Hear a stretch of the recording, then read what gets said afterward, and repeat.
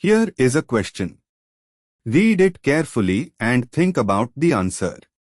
Let us solve it step by step. Let us begin solving this step by step. Identify the structure. CH2 is equal to CH. CH is equal to CH2 is a 4-carbon chain with 2 double bonds. Moving on to the next step. Count the carbon atoms. There are 4 carbons total, so the parent chain is but butane base. Moving on to the next step. Identify the positions of the double bonds. Numbering from either end, the double bonds are between C1, C2 and C3, C4 giving locants 1 and 3. And for the final step, apply IUPAC nomenclature rules.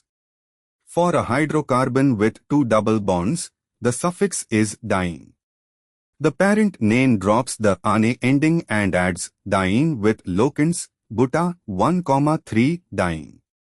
Evaluate the options.